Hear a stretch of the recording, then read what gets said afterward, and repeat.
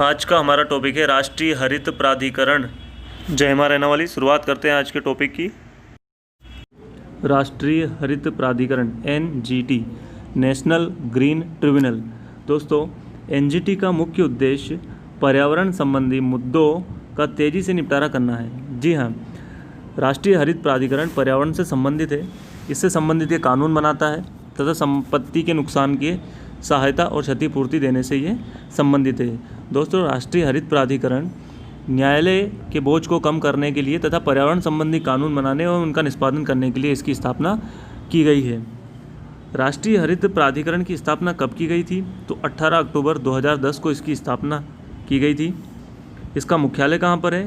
दोस्तों, इसका मुख्यालय दिल्ली में है तथा इसके अन्य क्षेत्रीय कार्यालय हैं भोपाल, पुणे, कोलकाता और चेन्नई में। कितने क्षेत्रीय कार्यालय हैं? इसके 4 क्षेत्रीय कार्यालय हैं भोपाल, पुणे, कोलकाता और चेन्नई में। NGT में एक अध्यक्ष, न्यायिक सदस्य तथा विशेषज्ञ सदस्य शामिल होते हैं। जी हाँ दोस्तों, NGT में मुख्य रूप से एक अध्यक्ष होता है और न्यायिक सदस्य और विशेषज्ञ मिलाकर कुल 10 और 20 के बीच में इसमें सदस्य हो सकते हैं। इसके सदस्यों का कार्यकाल 5 वर्ष होता है। अधिकतम उम्र कितनी होती है? तो अगर कोई व्यक्ति उच्चतम न्यायालय से आया हुआ है तो उसकी उम्र होगी 70 वर्ष। अगर कोई व्यक्ति उच्च न्यायालय से आया हुआ है तो उसकी अधिकतम उम्र कितनी होगी? 67 वर्ष। अगर अन्य विशेषज्ञ की उम्र देखा जाए तो कितनी होगी? 65 वर्ष। यानी कि इनका कार्यकाल 5 वर्ष का होता है लेकिन उम्र अलग अलग है।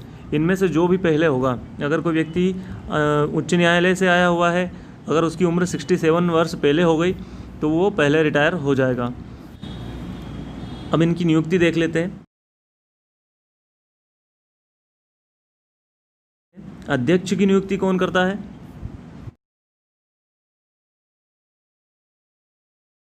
अध्यक्ष की नियुक्ति भारत के मुख्य न्यायाधीश के परामर्श पर केंद्र सरकार करती है। जी हाँ, जो अध्यक्ष होता है उसकी नियुक्ति कौन करती है? केंद्र सरकार करती है। और किसके परामर्श पर?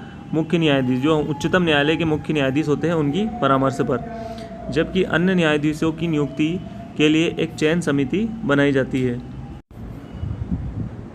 इसके अध्यक्ष एवं सदस्य पुनर्नियुक्ति के पात्र नहीं होते हैं। भारत विशेष पर्यावरण न्यायाधिकरण स्थापित करने वाला तीसरा देश है। जी हाँ, भारत जो है पर्यावरण न्यायाधिकरण स्थापित करने वाला कौन सा देश है? तीसरा। विकसित देशों में तीसरा है, जबकि विकासशील देशों की अगर हम बात करें तो विकासशील देशों में इसका स्थान प्रथम है।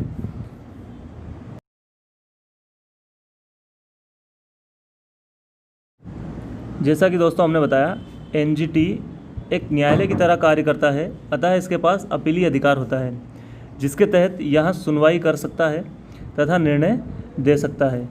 NGT पर्यावरण से संबंधित 7 कानूनों के तहत सुनवाई कर सकता है। कौन कौन से कानून हैं? सबसे पहला है जल प्रदूषण नियंत्रण अधिनियम 1974 के तहत यह कानून बना सकता है तथा सुनवाई कर सकता है। दूसरा है जल उपकर अधिनियम 1977, वन संरक्षण अधिनियम 1980, वायु प्रदूषण नियंत्रण अधिनियम 1981, पर्यावरण संरक्षण अधिनियम 1986, जैव विविधता अधिनियम 2002। NGT को इनसे संबंधित मुद्दों को 6 महीने के भीतर निपटाना होता है। कम से कम कितना समय? अधिक से अधिक 6 महीने के अंदर इनको निपटाना होता है। NGT के नियमों का पालन ना करने पर दंड। दोस्तों, NGT को NGT के आदेश न्यायालय की तरह ही मानना होता है। अगर इनका पालन नहीं करते हैं तो इसके लिए दंड का प्रावधान किया गया है। इसमें 3 वर्ष का कारावास हो सकता है या 10 करोड़ रुपए का जुर्माना हो सकता है या जुर्माना या कारावास दोनों हो सकता है। NGT के प्रथम अध्यक्ष जस्टिस लोकेश्वर सिंह पंत थे। NGT के वर्तमान अध्यक्ष कौन है? तो आदर्श कुमार गोयल है। यहाँ भारतीय संविधान के अनुच्छेद 21 से प्रेरित है। जी हाँ, भारतीय संविधान का अनुच्छेद 21 जो कि नागरिकों को स्वास्थ्य वातावरण का अधिकार प्रदान करता है, इससे ये प्रेरित है। NGT के द्वारा दिए गए निर्णयों के विरुद्ध सर्वोच्च न्यायालय में अपील 90 दिन के अंतर्गत कर सकते हैं। एनजीटी अगर कोई निर्णय देती है तो उसके विरुद्ध भी 90 दिन के अंतर्गत हम सर्वोच्च न्यायालय में अपील कर सकते हैं। वन्य जीव संरक्षण अधिनियम 1972 तथा अनुसूचित जनजाति और अन्य पारंपरिक वन निवासी अधिनियम 2006 को एनजीटी के अधिकार क्षेत्र से बाहर रखा गया है।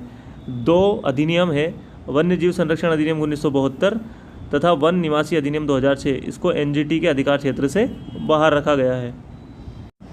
दोस्तों आज के लिए इतना ही, मिलते हैं अगले वीडियो।